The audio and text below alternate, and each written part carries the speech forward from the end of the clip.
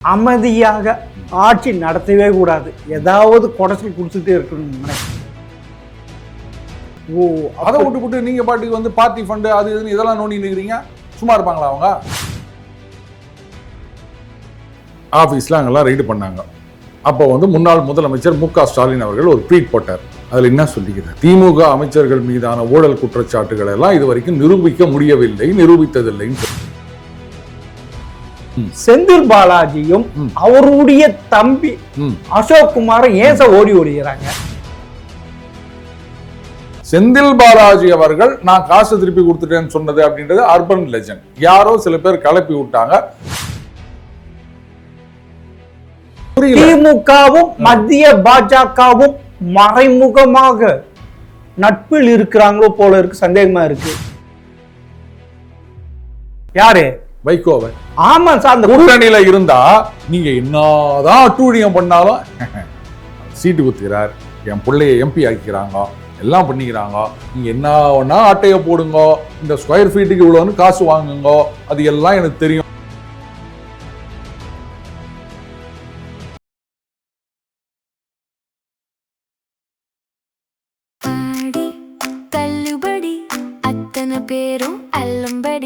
$6 முதல் 60% வரை ஆடி தள்ளுபடியுடன் சூப்பர் சரவணா ஸ்டோர்ஸ், சென்னை, மதுரை, கோவை.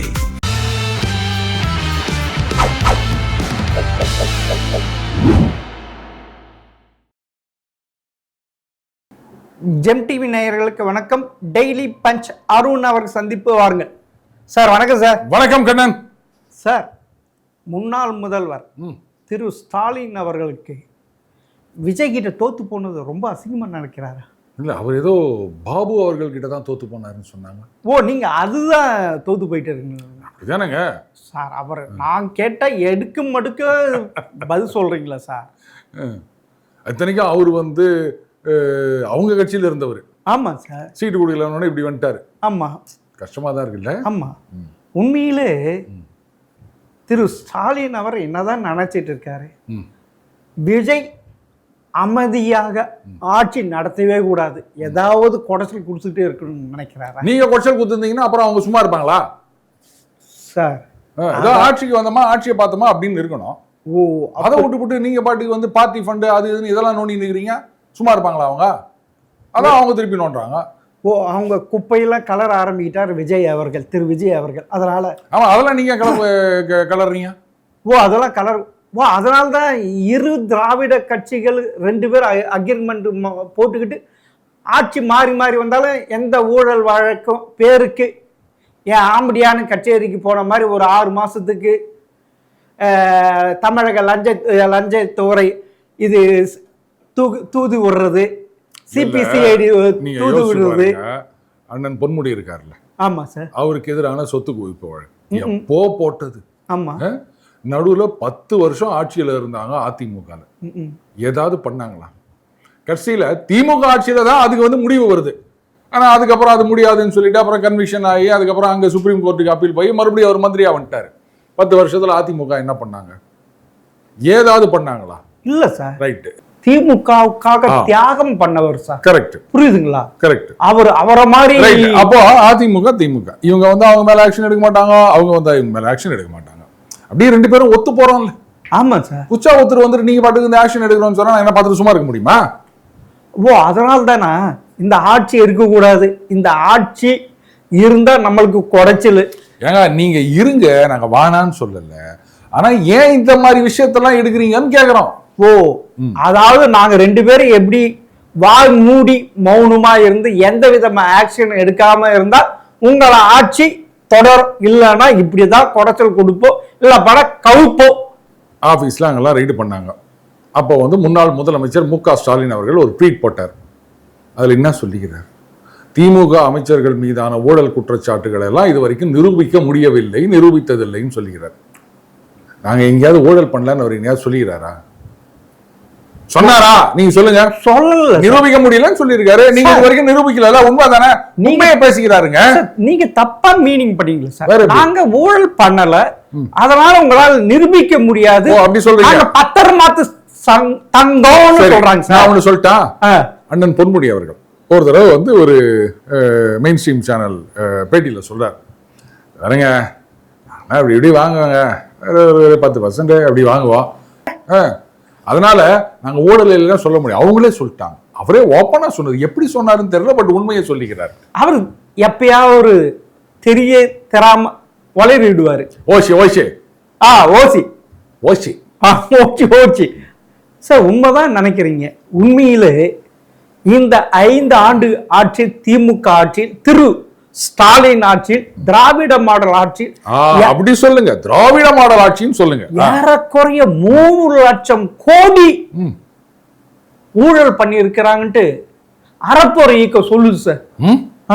1,76,000 கோடி அப்படின்னு கேஸ் போட்டாங்க, ஒண்ணுமே நிரூபிக்க முடியல, அக்விட் ஆயிட்டாரு அண்ணன் ஆர் ராசா அவர்கள். அவரே சொல்றாரு, நானே வாதாடி ஜெயிச்சுட்டு வந்தேன், ஜட்ஜே என்ன பாராட்டினார் சொல்றாரு. ஆமா, இந்த 1,76,000 கோடின்றது வந்து 2014 காலகட்டத்தின் போதுதான் பெருசா பேசப்பட்டது. 12 வருஷம் ஆயிடுச்சு, விலைவாசி எல்லாம் ஏறிச்சு இல்ல, அங்கெல்லாம் நீங்க வீடியோ பார்க்க முடியாது. அப்படி இல்ல சார், ஆபரேஷன் தியேட்டர்னு போட்டிருக்கோம், இங்கிலீஷ்ல எழுதி இருக்கோம், அது வரைக்கும் கேமரா கொண்டு போகல. இது அந்த என்ன படம் அது, வசூல் ராஜா, என்ன டாக்டர் இப்ப இந்த தியேட்டர்லாம் கூட டிக்கெட் போட ஆரம்பிச்சிங்களான்னு வையாபுரி கேட்பாரு. அது மாதிரி இது நீங்க கேட்கறது. அப்படியா? ஆபரேஷன் பண்ணாங்களா, அவ்வளவுதான், முடிஞ்சு போச்சு. உங்களுக்கு என்ன வந்தது? அந்த மாதிரி அவருக்கு உடம்பு சரியில்லை, அவர் ட்ரீட்மெண்ட் போய்கிறார், வருவார், அரெஸ்ட் பண்ணோம்னா வந்த உடனே பண்ணுங்க. சரி சார், ஏவா வேலை அப்படிதான் இருக்கிறார் சார். உண்மையில சிவசங்கர் அவர்கள் பாருங்க, நான் வேலை வாங்கி கொடுக்கறேன்ட்டு 30 லட்சம் வாங்க அப்படின்ட்டு என் மேல குற்றச்சாட்டு கொடுத்தாங்க. சிபிசிஐடி விசாரணைக்கு சம்மன் கொடுத்து வந்துட்டு போனார், அவர் அரெஸ்ட் பண்ணல. இல்ல, இவர் ஏன் மடியில கணந்த வழியில அப்பனா திரு ஏவாவேலு நிறைய ஊழல் பண்ணிருக்காரா? அப்ப சிவசங்கரன் அவர்கள் ஊழலே பண்ணலன்னு கொஞ்சமா பண்ணிருக்கா, அந்த தைரியம் சொன்னீங்க, தைரியங்குது அப்படின்னு. ஆமா சார், இதுல நான் ஒரு விஷயம் கேட்கிறேன். அதாவது 30 லட்சம் 23 லட்சம் அப்படின்னு கேள்வி, 23 லட்சம் கொடுத்தாருன்னு. ஏங்க, இதுல அந்த பணம் கொடுத்ததா சொல்றாங்க பாருங்க, அவரையும் எல்லாம் கூப்பிட்டு விசாரிக்கணும். 23 லட்சம் இன்னைக்கு உங்ககிட்ட இருந்ததுன்னா, என் கிட்ட இருந்ததுன்னா, நானே ஒரு பொட்டி கடை வைப்பேன், இல்லை ஏதாவது ஒரு இது ஏஜென்சி எடுப்பேன், இல்லை ஏதோ ஒரு தொழில் பண்ணோம், ஒண்ணுமே இல்லையா, அந்த 23 லட்சத்தை பேங்க்ல போட்டாலாவது ஏதோ ஒரு வட்டி வரும். இப்ப நீங்க காசு கொடுத்து ஒருத்தர் வேலை வாங்குறதுக்காக காசு கொடுக்கிறாருன்னா அதை வந்து ஏத்துக்கவே கூடாதுங்க. அது இல்ல சார், நீங்க தப்பா புரிஞ்சுட்டீங்க. வேற என்ன புரிஞ்சுக்கிறீங்க? அதாவது சொல்லுங்க என்ன சார், நீங்க வந்து என்கிட்ட ஏதோ ஒரு வேலை வாங்கி கொடுக்குறேன், 10 லட்ச ரூபா வாங்குறீங்க, நான் உங்ககிட்ட காசா குத்துறேன்னு வச்சுக்கோங்களேன். நாளைக்கு நான் கோர்ட்ல போய் சொல்றேன்னா, இல்ல போலீஸ்ல கம்ப்ளைண்ட் கொடுக்குறேன், ஆதாரம் எங்கன்னு கேட்பாங்க. உங்களுக்கு ஒரு உதாரணம், திமுகவின் தியாகி செந்தில் பாலாஜி அவர்கள் 2011 இருந்து 2014 வரைக்கும் இதுவே போக்குவரத்து துறை அமைச்சராக இருக்கும் போது கண்டக்டரு, டிரைவரு, கிளீனரு இவங்களுக்கெல்லாம் நான் வேலை வாங்கி தரேன்ட்டு காசு வாங்கிட்டாரு. அது கோர்ட்டுக்கு வந்த பிறகு என்ன தெரியுமா சொன்னாரு, நான் அவங்க செட்டில்மெண்ட் பண்ணிட்டோம், இந்த கேஸ் தள்ளி விடு. இது தெரியாத உங்களுக்கு இந்த கேஸ்? உங்களுக்கு ஒரு உண்மை தெரியுமா? செந்தில் பாலாஜி அவர்கள் நான் காசு வாங்கினேன் திருப்பி கொடுத்துட்டேன்னு கோர்ட்ல சொல்லவே இல்லை. சொன்னாரு சார், அதனால தான் சார் அது சொல்லலை. அப்பனா இது நாங்க 2 பேரும் சமாதானம் போயிட்டு, அது செந்தில் பாலாஜி அவர்கள் தரப்பு கேஸ் கிடையாதுங்க. ஒரு ட்ரைனிங் இன்ஸ்டிடியூட், அவங்க வந்து நான் உங்களுக்கு அந்த டிஎன்பிஎஸ்சி அந்த மாதிரி செலக்ஷன் எக்ஸாமுக்கு ட்ரைனிங் கொடுத்து நான் உங்களுக்கு வேலை கட்டாயமாக வேலை வாங்கி தரோம் அப்படின்னு சொல்லி அந்த ட்ரைனிங்க்கு வாங்கினதாகவும், அதுல வந்து சில பேருக்கு கொடுத்துட்டோம், சில பேருக்கு வந்து நாங்க திருப்பி கொடுக்குறோம், கொஞ்சம் டைம் கொடுங்க, இதுதான் வந்து அந்த பெட்டிஷனை தவிர செந்தில் பாலாஜி அவர்கள் நான் காசு திருப்பி கொடுத்துட்டேன்னு சொன்னது அப்படின்றது அர்பன் லெஜண்ட். யாரோ சில பேர் கலப்பி விட்டாங்க, திமுகல இருக்க சில பேரே அதை திருப்பி திருப்பி சொல்லி நிக்கிறாங்க. எனக்கு புரியுதுங்களா?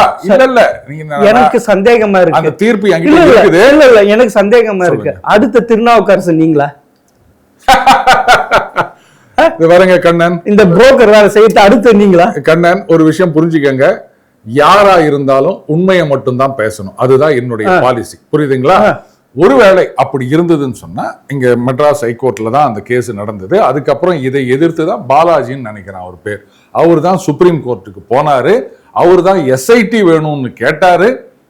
அதுல சுப்ரீம் கோர்ட் தீர்ப்புல என்ன சொல்லியிருக்காங்க, ஹூ இஸ் பிளேயிங் ஃபார் ஹூம் அப்படின்றதே இங்க தெரியல அப்படின்னு சொல்லிட்டு இப்போதைக்கு போலீஸ் இன்வெஸ்டிகேஷன் சரியா நடக்கும்னு நம்புவோம். அப்படி ஏதாவது இருந்ததுன்னா நீங்க மறுபடியும் அப்ரோச் பண்ணலாம் அப்படின்னு சொல்லிட்டு தான் ஒரு டைம் ஃபிக்ஸ் பண்ணி அதுக்குள்ள இதை முடிக்கணும், ரிப்போர்ட் அனுப்பணும் அப்படின்னு சொல்லி அனுப்பிச்சாங்க. இங்க மெட்ராஸ் ஹைகோர்ட் தீர்ப்பையும் நான் பார்த்துட்டேன், சுப்ரீம் கோர்ட் தீர்ப்பையும் நான் பார்த்துட்டேன். உண்மை என்னன்றத பேசணும், அவ்வளவுதான். நான் செந்தில் பாலாஜி அவர்கள் ஊழலே பண்ணலாம் சர்டிபிகேட் கொடுக்கல, அதுக்கு நான் ஆள் கிடையாது. நீங்க திருநாவுக்கரசு மாதிரி தான் பேசுறீங்க. இந்த பாருங்க ஒரு விஷயம், நீங்க அவருடைய இப்ப ஆட்சி கவுக்கிறதுக்கு திருநாவுக்கரசுன்ற ஒருத்தர் ஐபிடிஎஸ் ஆளை வச்சு இது பண்ணலையா, எம்எல்ஏ கிட்ட பேச நீங்க அடுத்த செந்தில் பாலாஜி நீங்க ஆளுங்களா? ஒரு விஷயம் புரிஞ்சுக்கணும், நமக்கு யாரையும் முட்டு கொடுக்கறதோ இல்ல யாரையும் ஃபயர் விட்டுட்டு திரியறதோ இல்ல இவங்களுக்கு எதிராக பேசணுன்றதோ அது என் வேலை கிடையாது. என்னை பொறுத்த வரைக்கும் எதுவா இருந்தாலும் உண்மை என்னன்னு பார்க்க வேண்டியதுதான் என்னுடைய வேலை, புரியுதுங்களா? ஒவ்வொரு விஷயத்திலும் என்ன உண்மையோ அதை பத்தி தான் பேசணும். சரி, இப்போ இடி வழக்கு தொடர்ந்தார்கள். இப்போ அந்த பர்மிஷன் கேட்டு கவர்னர் கிட்ட ரொம்ப நாளா பெண்டிங். இப்போ தாவேக்கால சொல்றாங்க இன்னும் அனுமதி கொடுக்கவில்லை அப்படின்னு. இதுக்கு நீங்க யாரை குறை சொல்லுவீங்க? அப்போ உடனே பாஜக அடுத்த திருநாவுக்கரசன் கேட்பீங்களா? அது இல்ல, என்ன அதாவது எனக்கு புரியல. திமுகவும் மத்திய பாஜகவும் மறைமுகமாக நட்பில் இருக்கிறாங்களோ போல இருக்கு, சந்தேகமா இருக்கு. அப்ப அவங்க கேட்க வேண்டியதானே, என்ன கேக்குறீங்க நீங்க? இல்ல இல்ல இப்போ நான் சொல்றேன், இல்ல முட்டு கொடுக்குறீங்க செந்தில் பாலாஜிக்கு. சரி சரி, இப்போ நான் சொல்றேன், செந்தில் பாலாஜி அவர்கள் இந்த மாதிரி கோர்ட்ல நான் வாங்கின காசு திருப்பி கொடுத்துட்டேன், சரி சார் இருங்க அப்படின்னு சொன்ன அந்த கோர்ட் தீர்ப்புல அந்த வாசகங்கள் இருந்ததுன்னு சொன்னா நீங்க அதை என்கிட்ட பகிரங்கமா சொல்றேன். நான் உங்களுக்கு 1 லட்சம் ரூபாய் தரேன், அப்படி இல்லன்னா நீங்க எங்களுக்கு 1 லட்சம் ரூபாய் தரணும். இப்ப செந்தில் பாலாஜியும் அவருடைய தம்பி அசோக் குமாரும் ஏன் சார் ஓடுகிறாங்க இந்த ஆட்சியை கலைக்கிறதுக்கு? அதாவது தாவேக்கா எம்எல்ஏக்களை வேலை பேசி வாங்கறதுக்கு இப்படி ஒரு கேனத்தனமான வேலையில இறங்கி இருக்காங்க. 75 ஆண்டுகளான திமுக இப்பதான் 2.5 வருஷம் ஆகுது. ஏன்னா இப்படி எல்லாம் அசிங்கமா பண்றாங்க திமுக. அதாவது 75 ஆண்டுகளாக சொன்னீங்க. ஆமா சார், இதுல இந்தியாவில் ஒரு மாநில கட்சி 75 ஆண்டுகள் எங்க இருக்கு? வரேன். அதே மாதிரி அசோக் குமார் அவர்கள் தலைமறைவாக அப்படின்னு சொல்லி செந்தில் பாலாஜி அவர்களை ஈடியில கைது செய்தார்கள். அப்போலேருந்தே அவர் தலைமறைவுன்னு சொன்னாங்க.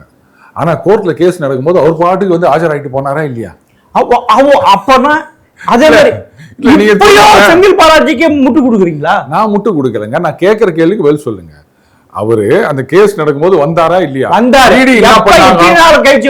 வந்தாரு.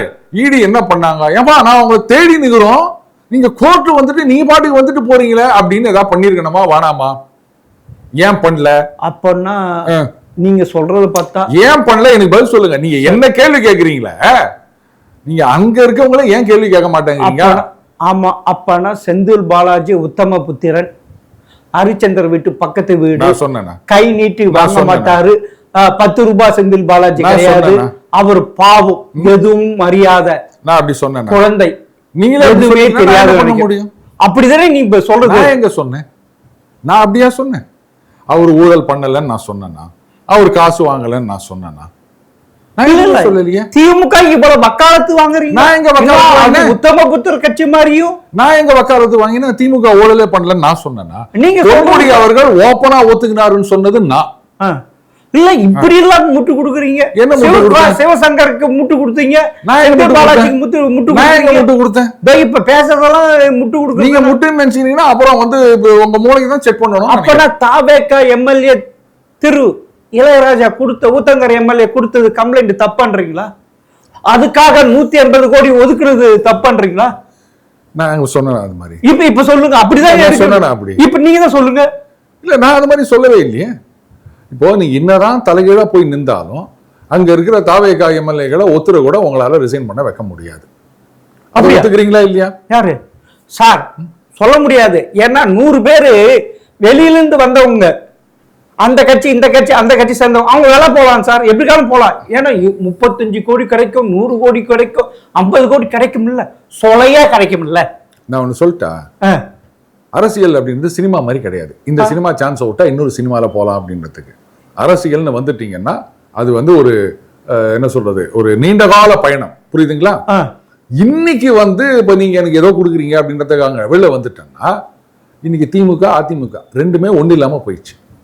இவங்களை நம்பி நான் வந்து என்னுடைய அரசியல் வாழ்க்கையை சூன்யமாக்கணும் அப்படின்னு நான் இன்னைக்கு நினைப்பேனா? அதுல இல்ல நீங்க தான் நினைப்பீங்களா? இல்ல நான் தாவேக்காவுக்கு வந்தேன், என்ன அமைச்சர் ஆக்குவாங்க, அமைச்சர் ஆக்குவாங்க, அதுக்கே ஒரு லிமிட் இருக்குதுல்ல. அமைச்சராக்கி விட்டுருவாங்களா? ஒரு மாநிலத்துக்கு லிமிட் இருக்கு. அப்புறம் இருக்கு இருக்கிற 107 எம்எல்ஏவும் அமைச்சராயிட முடியுமா? இல்ல அவங்க அதுல 100 பேர் சொல்றேன், அதுல 100 பேர்ல வந்தவங்க அதுல 50 பேர் அப்படிதான் ஜெயிச்சு வந்திருக்காங்க. ஏங்க இப்ப திமுகல வந்து ஒரு 150 பேர் எம்எல்ஏவோட இருக்காங்க. 150 பேர் எம்எல்ஏ ஆயிட்டாங்களா? இல்ல அவங்க கிட்ட எல்லாம் போயிட்டு மீதி பேர் உங்களுக்கு அமைச்சரே கொடுக்கல அப்படின்னு கூப்பிட முடியுமா? அப்படி அப்புறம் அவங்க வந்து அடிமைகள். அவங்க திமுகவில் இருக்கின்ற எம்எல்ஏக்கள் எப்பயுமே அடிமைகள். கோபாலபுரத்துக்கு மட்டும்தான் விசுவாசமாக இருக்க அவங்க விசுவாசிகள் சார். நீங்க திமுக விசுவாசிகள். திமுக எம்எல்ஏக்களை மட்டும் சொல்லாதீங்க. இல்ல திமுக உடன்பிறப்புகள் விசுவாசிகள். வைகோ வைகோ அதுல இருந்து வெளியே வந்துட்டாரு. அந்த என்ன சொல்லி இருக்கிறாரு? திமுக ஊழல் கட்சி. ஏன் அன்னைக்கு சொல்ல? அன்னைக்கு கூட்டணி தர்மம். ஆமா சார். ஏங்க உங்க பிள்ளைக்கு சீட்டு கொடுக்குறாங்க, எம்பி ஆக்குறாங்கன்றதுக்காக ஊழல் நடந்தாலும் பார்த்துட்டு சும்மா இருப்பீங்களா? ஆமா சார். அதாவது இயேசு சொன்னாரு, ஒரு கன்னத்தில் அரைத்தால் மறு கன்னத்தை காட்டு, அப்படின்னா அது ஃபார்முலா சார். அவர் கூட்டணி தர்மத்தை ஃபாலோ பண்ணார் சார். எது கூட்டணி தர்மம்? அப்ப மக்களுக்கு உங்களுடைய விசுவாசம், எங்களுக்கு அது விசுவாசம் அந்த அதெல்லாம் எங்க அவசியம் இல்லை. கூட்டணி தர்மம் தான். அப்ப அவரெல்லாம் நீங்க நம்பர் 1 கொத்தடிமைன்னு சொல்லணும். யாரு? வைகோவை. ஆமா சார். அந்த கூட்டணியில இருந்தா நீங்க என்னதான் அட்டூழியம் பண்ணாலும் அவர் சீட்டு குத்துக்கிறார், என் பிள்ளைய எம்பி ஆக்கிக்கிறாங்க, எல்லாம் பண்ணிக்கிறாங்க, நீங்க என்ன ஒன்னா அட்டையை போடுங்க, இந்த ஸ்கொயர் ஃபீட்டுக்கு இவ்வளோன்னு காசு வாங்குங்க, அது எல்லாம் எனக்கு தெரியும், ஆனாலும் நான் சும்மா இருப்பேன் அப்படின்னா இதோட ஒரு கொத்தடிமைக்கு உதாரணத்தை காமிக்க முடியுமா? அப்பனா திமுக கூட்டணியில் 9 ஆண்டுகள் பயணம் செய்த இரு கம்யூனிஸ்டுகள் கொத்தடிமைகள், விசிகாவும் கொத்தடிமைகள், காங்கிரசும் கொத்தடிமைகள், மதிமுகவும் கொத்தடிமைகள்ன்றீங்களா? அந்த பயணித்த 9 வருஷம் வரைக்கும் கொத்தடிமைகளா தான் இருந்தாங்களா? சரி.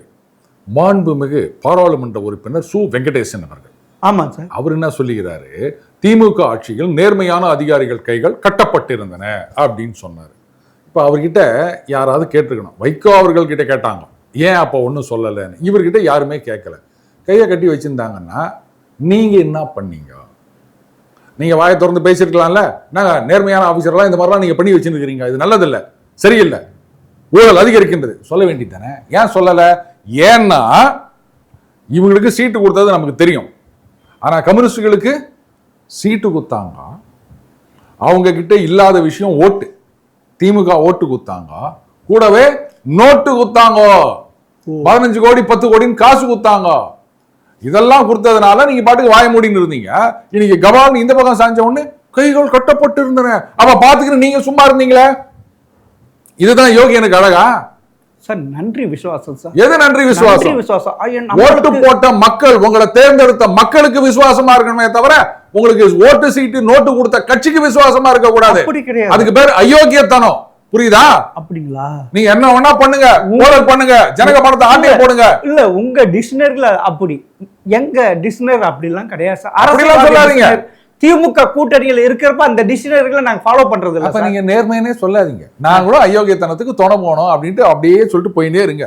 அப்பனா சரி சார், நீங்க இத்தோடு விட்டுட்டீங்க. அவங்க சரி அந்த விடுங்க சார். இப்ப இந்த ஊழல் பெருசாலிகள் சொல்றாங்க, அறப்போர் இயக்கம், சக்கரபாணி அவரு பருப்பு பாமாயில் டிரான்ஸ்போர்ட்ல 900 கோடி அடிச்சிருக்கான்னு சொல்றாங்க சார். இது அறப்போர் இயக்கம். ஊழல் இல்லாத ஒரு டிபார்ட்மெண்ட் எனக்கு சொல்லுங்க. ஒரு டிபார்ட்மெண்ட் இங்க ஊழலே கிடையாது எனக்கு சொல்லுங்க. அப்பனா நீங்க சொல்றது பார்த்தா திமுக அரசில் இருந்த 33 அமைச்சர்கள் இன்க்ளூடிங் அப்பொழுதைய முதல்வராக இருந்த திரு ஸ்டாலின் அவர்கள் ஊழல் செஞ்சாரான்றீங்களா? ஏங்க ஊழல் செஞ்சாரா இல்லையா? இருங்க வரேன். எனக்கிட்ட ஆதாரம் இருந்தாதான் நான் பேசுவேன். நான் கேட்கிற கேள்வி என்னன்னா, அவங்க விஞ்ஞான முறையில ஊழல் பண்றாங்கன்னா நீங்க விஞ்ஞான முறையில இன்வெஸ்டிகேட் பண்ணி கேஸ போடுங்க. மக்கள் எதிர்பார்க்கறது என்ன? ஊழல் பண்ணவங்க உள்ள போனோம். இல்ல சார், புரியுதுங்களா? மக்கள் பணத்தை தின்னவன் களி தின்னணும். மக்கள் பணத்தை ஆட்டையை போட்டா நீ போய் கழி தின்னணும். அப்பன்னா அப்போ அதுக்கு நீங்க நடவடிக்கை எடுக்கணும். யார் நடவடிக்கை எடுத்தாலும் நாம சப்போர்ட் பண்ண போறோம். நான் என்ன சொல்றேன்னா, சும்மா இப்படி வந்து அதை பண்றோம் இதை பண்றோம் அப்படின்லாம் சொல்லாம சத்தம் காட்டாம வேலையை முடிக்கணும். அரவிந்த் கெஜ்ரிவால் எடுத்துக்காங்க, அந்த லிக்கர் கேஸ் நடந்தது, அவரும் அப்படியே இது பண்ணியிருந்தாரு. எடுத்த உடனே அவர் அரெஸ்ட் பண்ணல, ஒவ்வொன்றா ஸ்டெப் பை ஸ்டெப்பாக போனாங்க. முதல்ல சத்யேந்திர ஜெயின், அது வேற விஷயம், பட் அதில் இவரும் இன்வால்வ்டு. அதுக்கப்புறமா மனிஷ் சிசோடியா டெப்டி சிஎம், அவர் உள்ள போனாரு.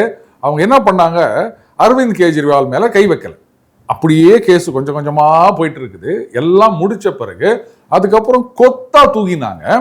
அண்ணனை கொண்டு போய் உள்ள போட்ட உடனே அண்ணனுக்கு பெயில் கிடைக்கிறதுக்கே கஷ்டமாயிடுச்சு. அப்புறம் எலெக்ஷன்ல பிரச்சாரம் அப்படின்ட்டு வாங்கிட்டு வந்தாரு. பட் இப்ப அக்விட் ஆயிடுச்சுன்னு வச்சுக்கோங்க அந்த கேஸ், அது வேற விஷயம். ஆனால் நான் என்ன சொல்ல வரேன்னா, கேஸை ஸ்ட்ரென்தன் பண்ணிட்டு இப்போ நேற்று அனிதா ராதாகிருஷ்ணனை அரெஸ்ட் பண்ணாங்க, நைட்டே பெயில் வாங்கிட்டு வந்துட்டாரா? ஆமா.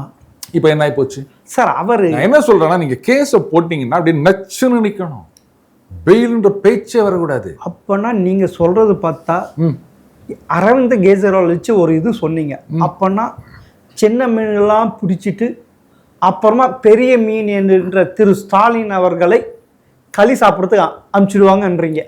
நான் கேட்கிற கேள்வி நீங்க அப்படிதான் சொல்ல வரீங்க, உங்க மனசுக்குள்ள அதான் இருக்கு. என் மனசுக்குள்ள பூந்து பாக்குற சக்திலாம் உங்களுக்கு கிடையாது. நான் என்ன சொல்ல வரேன்னா, இன்வெஸ்டிகேஷன் தரோவா இருக்கணும். ஒரு கேஸை போட்டா, இப்போ இந்த அரவிந்த் கெஜ்ரிவால் கேஸ்லயே அவ்வளோ தூரம் போட்டு அவர் ஜெயிலுக்கெல்லாம் போயிட்டு கடைசியில கேஸ் வந்து அக்விட் ஆயிடுச்சு இல்லை, அவங்க எல்லாம் வெளில வந்துட்டாங்கல்ல. அப்ப என்ன ஆகும், நிஜமாகவே ஊழலுக்கு எதிராக என்னங்க இப்படி நாட்டில் எங்க பார்த்தாலும் ஊழலா இருக்குது, நடவடிக்கை எடுக்கணும் அப்படின்னு நினைக்கிறவங்கெல்லாம் யாரே செட்டிங்கா அப்படின்னு யோசிப்பாங்களா மாட்டாங்களா? அதனாலதான் சொல்றேன், அவசரப்படக்கூடாது, நிதானமா ஸ்டெப் எடுத்து வைக்கணும், எவிடன்ஸை கலெக்ட் பண்ணணும். அதுக்கு எத்தனையோ வழிகள் இருக்கு. விஞ்ஞானபூர்வமா நீங்க ஊழல் பண்ணீங்கன்னா அதை விஞ்ஞானபூர்வமா பிடிக்கிறதுக்கு நிறைய வழிகள் இருக்கு. அரெஸ்ட் பண்றதுன்றது ஒரு விஷயமே கிடையாதுங்க, புரியுதுங்களா? ஏன்னா ஒரு அரசியல்வாதி ஊழல் பண்ணிக்கிறார் அப்படின்னு சொன்னா இதெல்லாம் என்ன வந்து ஆப்பிரிக்க நாடுகள் மாதிரியா பணத்தை கொள்ளையடிச்சு பதவி போன உடனே வேற எங்கேயாவது ஒரு நாட்டில் போய் செட்டில் ஆகுறது அப்படின்றதுக்கு? எங்க போனாலும் தூக்கிட்டு வரத்துக்கும் சட்டம் இருக்கு. அதனால அரெஸ்ட் பண்றதுன்றது விட்டுருங்க, அது ஆப்டிக்ஸ். கேஸை நீங்க வந்து ஸ்ட்ராங்கா கொண்டு போங்க, எந்த பக்கத்திலையும் எஸ்கேப் ஆகாத மாதிரி கதவெல்லாம் அடைச்சு அதுக்கப்புறமா கப்புன்னு கொத்தா தூக்கினீங்கன்னு சொன்னா அப்போதான் உண்மையா ஊழல் குற்றவாளி. இது வரைக்கும் ஊழல் குற்றத்துல தண்டனை வாங்கினவங்க எத்தனை பேருன்னு சொல்லுங்க. லல்லு பிரசாத் கேஸ் எடுத்துக்காங்க, ஆமா, எவ்வளவு மெட்டிகுலஸா ப்ரொசீட் பண்ணாங்க தெரியுமா? இப்ப அடுத்து இன்னொரு கேஸ் நடந்து நிக்குது, அதாவது இதே மாதிரிதான் அந்த வேலை வாங்கி கொடுக்குறேன்னு சொல்லிட்டு நிலத்தை எழுதி வாங்கினது, ஆமா, ரயில்வே மினிஸ்டர் பண்ணினுக்கிறாங்க அந்த கேஸ், புரியுதுங்களா? பட் எத்தனை வருஷம் ஆயிப்போச்சு. நான் அவ்வளவு வருஷம் எடுக்கணும்னு சொல்லலை, ஆனா கேஸை ஸ்ட்ரென்தன் பண்ணுங்க, தரோவா எவிடன்ஸை கலெக்ட் பண்ணுங்க. அதுக்கப்புறம் நீங்க தூக்கினாலும் தூக்கிட்டாலும் எப்படியும் உள்ள போறாங்க, அதுதான் முக்கியமா இருக்கணும். மற்றபடி அரெஸ்ட் பண்றது அப்படின்றது சொல்லிக்கலாம் கைது அப்படின்னு, இந்த டிராமாவே வேணான்றீங்க. இல்ல, நான் டிராமான்னு கூட சொல்லல, கைது அப்படின்றது பாத்தீங்களா இவங்க ஆட்சிக்கு வந்த உடனே நடவடிக்கை அப்படின்ற மாதிரி இம்ப்ரெஷனை கிரியேட் பண்ணும். பட் வெளில வந்துட்டாங்கன்னா என்னங்க முசுன்னு போயிடுச்சு உடனே. அப்போ அரெஸ்ட் பண்ணவங்க என்ன சொல்லுவாங்க, அரெஸ்ட் பண்ணாங்க, உள்ள கூட வைக்க முடியல, நாங்க வெளில வந்துட்டோம், இவ்வளவுதான் உங்க லட்சணமா? அரசியல் பழிவாங்கும் நடவடிக்கை சொல்லிட்டு போவாங்களா மாட்டாங்களா? ஆனா அது இரு திராவிட கட்சிகள் ஆட்சிகள். ஆனா இப்ப வந்து தாவேக ஆட்சி, திரு விஜய் அவர்கள் முதல்வராக இருக்கிறார், தொட்டா விடமாட்டேன் அப்படின்னு சொல்லியிருக்கு சட்டம். தொட்டவனையும் விடமாட்டோம்னு சொன்னாரு. ஆமா, நேத்துக்கு 2 பேரும் வந்து சேர்ந்தாங்களே, அவங்க மேல இருக்க கேஸ் சார், அது கேஸ் நடந்துட்டு இருக்குது சார். அது ஒரு வாஷிங் மிஷின் ஆயிட்டாரு. ஓ, அப்போ ஆமா, இப்ப நீங்க சொன்னீங்கல்ல, ஆமா, தொட்டவனையும் விடமாட்டோம், ஆமா, தொடவும் விடமாட்டோம், அந்த கேஸ் அப்படியே நடந்துகிட்டு இருக்கோம். அந்த கேஸ்ல நாங்க தலையிட மாட்டோம் சொல்லிருக்காரு. இப்ப நான் என்ன கேக்குறேன், அந்த கேஸ் நடக்குது அப்படின்னா அது அவங்க அங்கேயே இருந்து ஃபேஸ் பண்ணட்டும், ஏன் இங்க வந்து ஃபேஸ் பண்ணணும்? அப்ப என்ன ஆகும், ஒரு பக்கம் தொட்டவனை விடமாட்டோம்னு சொல்லிட்டு தொட்டதாக, அதாவது மக்கள் பணத்தை தொட்டதாக குற்றம் சாட்டப்பட்டவர்களை நீங்களே உங்க கட்சியில சேர்த்துக்கினே அண்ணாண்ட பக்கம் நீங்க கேஸ போடுறீங்கன்னு சொன்னா அப்ப ஜனங்க என்ன நினைப்பாங்க? காமெடியா திமுக என்ன கேட்பாங்க?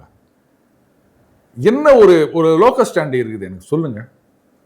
நாளைக்கு நீங்க வந்து இன்னெல்லாம் ஊழல் பண்ணாங்க, திமுக ஊழல் பண்ணாங்கன்னா ஏங்க நீங்க வந்து சேர்த்து வச்சிருக்கீங்களா? யாரு சார்? அப்பனா இப்ப ஊழல் குற்றச்சாட்டு சொல்லப்படுகின்ற நேரு, பொன்முடி, துரைமுருகன், அனிதா ராதாகிருஷ்ணன், ராஜகண்ணப்பன், சக்கரபாணி, நீங்க சிவசங்கர் பாட்டுக்கு லிஸ்ட் சொல்லிக்கினே போலாங்க. இவ்வளவு பேர் இருக்காங்க சார். இருக்கட்டங்க, நான் என்ன சொல்றேன்னா முதல்ல கேஸ் ஸ்ட்ரென்தன் பண்ணுங்கன்னு சொல்றேன். நான் வேற ஒன்றும் சொல்லலை. நீங்க வந்து அவங்களெல்லாம் விட்டுருங்கோ, நீங்க வந்து இதெல்லாம் நோண்டாதீங்க, அதெல்லாம் நான் சொல்லலை. ஜனங்க எதிர்பார்க்கறது, ஜனங்களை பொறுத்த வரைக்கும் ஆக்ஷன் ஃபிலிம் தான். அப்படியே சும்மா அதிரடி 4 ஃபைட் இருந்தது அப்படின்னு சொன்னா ஜனங்க குசாலா ரசிப்பாங்க. அந்த மாதிரி யார் ஊழல் பண்ணி உள்ள போனார் ஒண்ணு வேணாங்க, பத்திரிகையில வரும் இந்த மாதிரி வந்து லஞ்சம் வாங்கிய இந்த அரசு அதிகாரி கையும் களவுமாக பிடிபட்டார் அப்படின்னு. அது எங்கேயோ நடந்திருக்கும். ஆனால் நமக்குள்ள ஒரு சந்தோஷம். ஏன்னா நம்ம எத்தனை இடத்துல நம்ம கிட்ட அது மாதிரி வாங்கியிருப்பாங்க லஞ்சம். அப்ப யாரோ ஒரு லஞ்சம் வாங்கின அதிகாரி மாட்டினார்னா நமக்கு எல்லாம் சந்தோஷமா இருக்கும் இல்லையா? அதே மாதிரிதான் லஞ்சம் வாங்கின ஒரு அரசியல்வாதி உள்ள போறாருன்னு சொன்னா எல்லாரும் சந்தோஷப்படுவாங்க. எஃபெக்டிவா பண்ணுங்கோ, அவசரப்பட்டு ஒண்ணு இல்லாம சொதப்பிடாதீங்க. 1,76,000 கோடின்னு சொன்னாங்க. ஆனா கட்சியில ஒண்ணு இல்லாம போயிடுச்சு கேஸ். இந்த லிக்கர் ஸ்கேம்னு சொன்னாங்க, எலெக்ஷன் நேரத்தில் உள்ள போட்டு ஆட்சியே மாறிடுச்சு. ஆனா கட்சியில ஒண்ணு இல்லாம போயிடுச்சு. இப்ப அவர் வெளில வந்து நான் யார் தெரியுமா, நான் எவ்வளவு யோகியம் தெரியுமா, என்ன ஒண்ணும் பண்ண முடியாது, போய் கேஸ் போட்டாங்க, ஏமாத்திட்டாங்க அப்படின்னு ஊரெல்லாம் சொல்லின்னு தெரியறாரு. தேவையா இதெல்லாம்? அங்க என்ன நடந்தது, பாலிசி சேஞ்ச் என்ன மாறிச்சு லிக்கர் பாலிசியில, இந்த மாதிரி வந்து ஊழல் அப்படின்னு சொன்ன உடனே டகால்னு பாலிசியை மாத்திட்டாங்க. இதுல அரசுக்கு எவ்வளவு நஷ்டம் வந்தது எல்லாம் தெரியும். அண்ட் அண்ணன் அரவிந்த் கெஜ்ரிவால் வந்து எந்த ஃபைலையும் அண்ணன் கைத்தே போட மாட்டார், அப்படியே ஒதுங்கிப்பாரு. ஒண்ணு கீழே இல்ல மேல அப்படி தள்ளி விட்டுருவாரு. கட்சியில என்ன ஆகி போச்சு, ஒட்டுமொத்தமா எல்லாம் வெளில வந்துட்டாங்கல்ல. அப்ப ஊழல் ஒழிக்கணும் அப்படின்னு சொல்றவன்லாம், நிஜமாகவே ஊழலுக்கு எதிராக ஃபைட் பண்ணணும்னு நினைக்கிறவன்லாம் வெக்ஸ் ஆயிட மாட்டானா? அப்பனா நீங்க சொல்றது பார்த்தா திரு விஜய் அவர்கள் திமுக அதிமுக இரு திராவிட கட்சிகள் ஊழல் பெருசாலி மீது சினிமா பாணியில் படம் தான் காட்ட போறார். உண்மையாக அவர்கள் மீது நடவடிக்கை எடுத்து தண்டனை பெற்று தர மாட்டாருன்னு சொல்ல வரீங்களா? நான் எங்க அப்படி சொன்னேன்? அப்படிதான் இருக்கு. அப்படி நடவடிக்கை எடுக்கணும் தானே நான் சொல்லி நிற்கிறேன். இப்போ அரவிந்த் கெஜ்ரிவால் அக்விட் ஆனார்னா அது என்ன இங்க தமிழ்நாடு சிஎம் போட்ட கேஸா, டெல்லியில போட்ட கேஸ் தானே? அதுதான் உதாரணமா அந்த மாதிரி இருக்கக்கூடாதுன்னு நான் சொல்றேன். ஏங்க நீங்க போயிட்டு ஏதாவது மாதிரி ஏத்து விட்டு பையன் ஃபெயில் ஆயிட்டான், அந்த மாதிரி ஃபெயில் ஆயிடாது அப்படின்னு சொன்னா அப்ப நானும் அவனை மாதிரி ஃபெயில் ஆவேன்னு சொல்றியா அப்படின்னா கேட்பீங்க. அவன் ஃபெயில் ஆயிட்டான்டா, அந்த மாதிரி நீ பண்ணாத, ஒழுங்கா படின்னு நம்ம சொல்லி நிற்கிறோம். சரி சார், உண்மையாக இறுதியாக கேட்கிறேன். திரு விஜய் அவர்கள் திமுக அமைச்சர்கள் ஊழல் பட்டியல் குற்றச்சாட்டுக்கு ஆளாக இருக்கிறவங்க உண்மையிலே நடவடிக்கை எடுத்து தண்டனை வாங்கி கொடுப்பாரா கொடுக்க மாட்டார்? உங்கள் அனுபவத்தை சொல்லுங்க. அவர் கொடுப்பாரா மாட்டாரான்னு நான் ஜோசியம் சொல்ல முடியாது. கொடுக்கணும்னு தான் மக்கள் எதிர்பார்க்குறாங்க. மக்கள் எதிர்பார்ப்பை நிறைவேற்றினால் அதுக்கப்புறம் நீங்க தான் நிரந்தர முதல்வர். ஜனங்க என்னங்க எதிர்பார்க்குறாங்க? அனாவசியமா எங்க பணத்தை கொள்ள அடிக்கிறீங்களே. ஏன்னா 30,000 கோடி அப்படின்னு ஒரு வீடியோ அது ஆடியோ வந்தது, ஞாபகம் இருக்கா? ஆமா. அப்புறம் அது கேஸ் கூட போட மாட்டேன்னு சொல்லிட்டாரு. ஆமா, நிதி அமைச்சர் முன்னாள் ஒரு வருஷத்துலயே கட்சி சேர்ந்தவரே இல்லையா? அதே மாதிரி அமித்ஷா அவர்களும் இங்க வரும்போது குடும்ப அரசியல் இதெல்லாம் வந்து ஊழல், இதை ஒழிக்கணும் அப்படின்னு தான் சொன்னார். இதைத்தான் ஜனங்களும் கேட்டுனுக்கிறாங்க. அதை யாராவது செய்வாங்களான்னு காத்துனுக்கிறாங்க. இவர் செய்வாருன்னு நினைச்சு கொண்டு வந்து உட்கார வச்சுக்கிறாங்க. செய்யணும் அப்படின்றது எதிர்பார்ப்பு, அவ்வளவுதான். செய்வாரா மாட்டாரான்றதை காலம்தான் பதில் சொல்ல வேண்டும். பார்க்கலாம் சார், பொறுத்திருந்து பார்க்கலாம். திரு விஜய் அவர்கள் திமுக ஊழல் குற்றச்சாட்டுக்கு ஆளாக இருக்கின்ற முன்னாள் அமைச்சர் மீது நடவடிக்கை எடுக்கிறாரா இல்லையான்ட்டு சார் பார்க்கலாம் சார். மிக்க நன்றி சார். நன்றி கண்ணா.